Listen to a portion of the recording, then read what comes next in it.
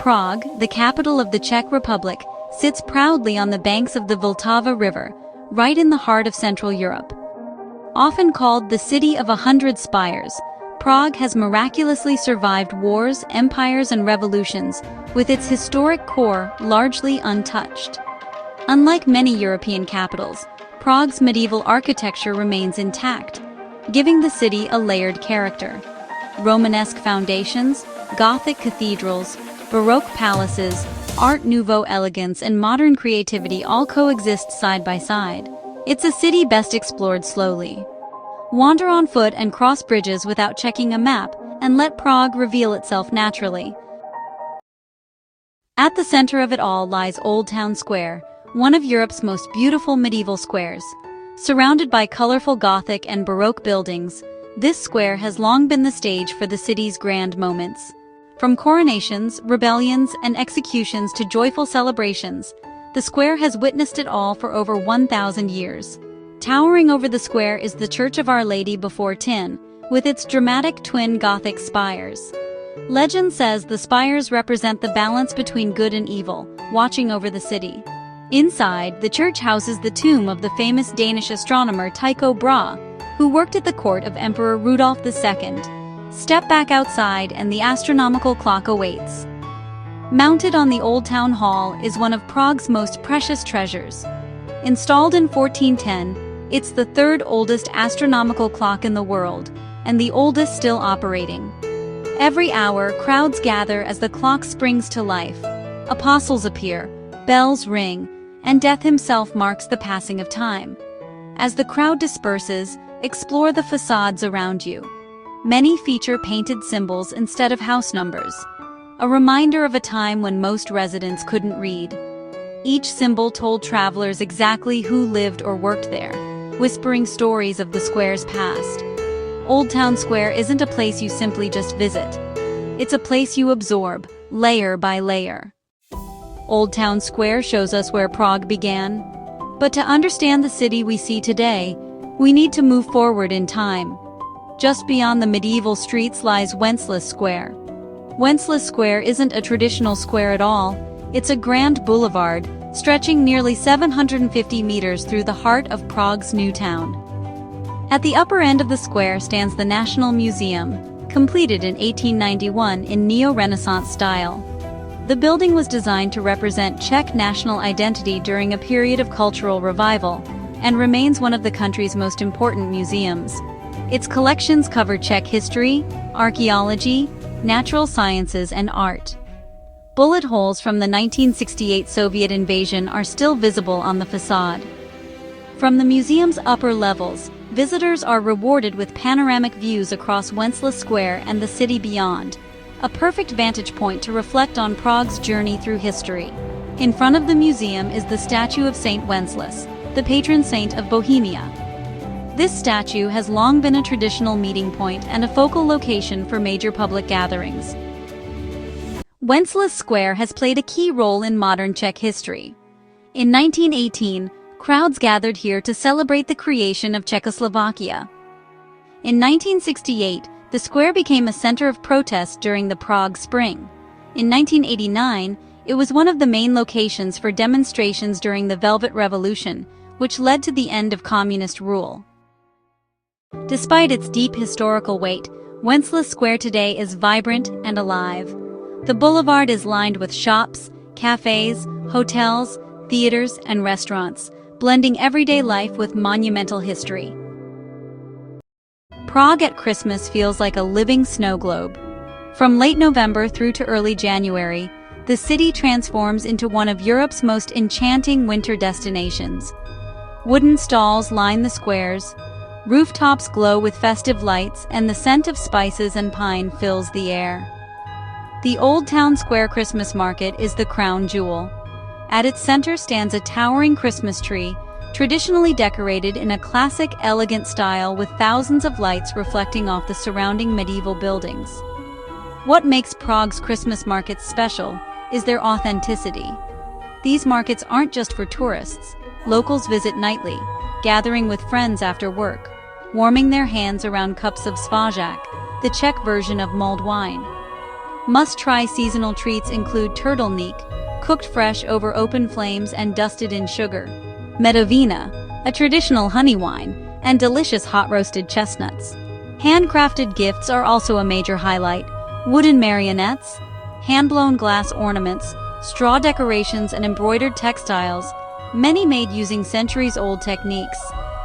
Singers perform on small stages, while locals and visitors gather with steaming cups in hand, creating a warm, festive atmosphere despite the winter chill.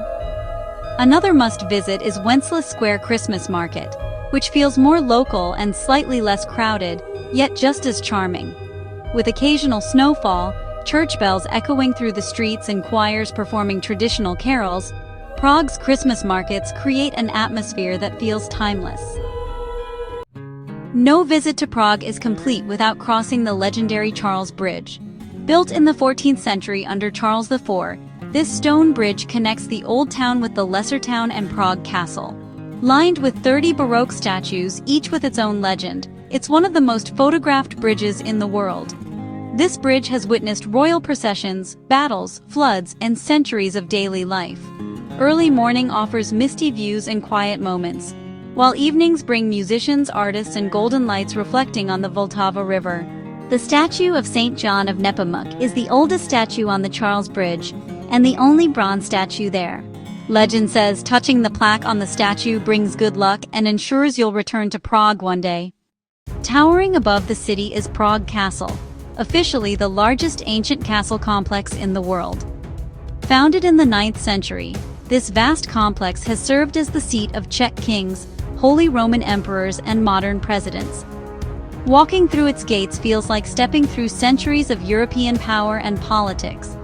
The centerpiece is St. Vitus Cathedral, one of the most significant Gothic structures in Central Europe. Construction began in 1344 but wasn't completed until 1929, nearly 600 years later. Inside, sunlight pours through stained glass windows, including a famous modern panel designed by Czech artist Alphonse Mucha. The cathedral also houses the tombs of Bohemian kings and saints, the chapel of St. Wenceslas, decorated with semi-precious stones, and the crown jewels of Bohemia, kept behind 7 locks. Within the complex lies Lobkowicz Palace, a privately owned museum, housing original manuscripts by Mozart and Beethoven, world-famous paintings including Peter Bruegel the Elder's haymaking, an exceptional collection of arms and armor, plus ceramics spanning 5 centuries. Nearby, Golden Lane offers tiny, colorful houses, once home to castle guards, craftsmen, and later for goldsmiths, hence the name. It was also home to the famous author Franz Kafka. Below the castle lies Mala Strana, also known as the Lesser Town. It's quieter, romantic, and rich with atmosphere. At its heart stands St. Nicholas Church, one of Europe's finest Baroque churches. Designed by the Dientzenhofer family, its soaring dome, dramatic frescoes, and grand organ, once played by Mozart, create an overwhelming sense of scale and beauty. During the communist era, its bell tower was used as a surveillance point, adding another layer to its complex history. Just beyond lies Kampa Island, often called Prague's Venice. Separated by the narrow Chertovka Canal, it offers peaceful riverside paths, historic watermills, and some of the best views of Charles Bridge. It's one of the city's most tranquil escapes. Hidden nearby is the John Lennon Wall. Beginning as a memorial in 1980, it became a powerful symbol of peaceful resistance during communist rule. Today, it's constantly repainted with messages of love, freedom, and hope, changing daily and never the same twice. To fully understand Prague, context matters. The Story of Prague Museum explains how the city developed over time, focusing on Prague's structure rather than individual artifacts. It covers key periods from the medieval foundations of the city through the reign of Charles IV, imperial expansion, religious conflict, Habsburg rule, the communist era, and the creation of the modern Czech Republic. Large-scale models and visual reconstructions show how Prague grew along the Vltava River, how bridges and fortifications shaped its districts, and why street levels were repeatedly raised due to flooding. Much of what the Story of Prague Museum explains can still be seen today. not above ground but beneath the streets. The Prague Underground Tour explores medieval cellars beneath the Old Town, revealing how the city was built upward over centuries. Repeated flooding from the Vltava River and ongoing urban development forced Prague's residents to raise street levels, sealing former ground floors below the modern city.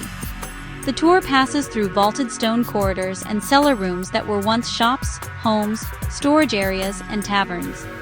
Original doorways, arches, and window openings can still be seen several meters below the modern street level. The tour provides important context for the city above ground, showing that Prague's historic streets and squares are built over earlier versions of the city, rather than standing alone. Prague isn't just a destination, it's a feeling.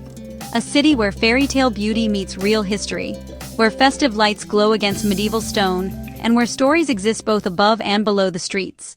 If you enjoyed this journey through the wonders of Prague, don't forget to like, subscribe, and join us here at Infinite Horizons, where every destination is an adventure waiting to be discovered. Until next time, keep exploring.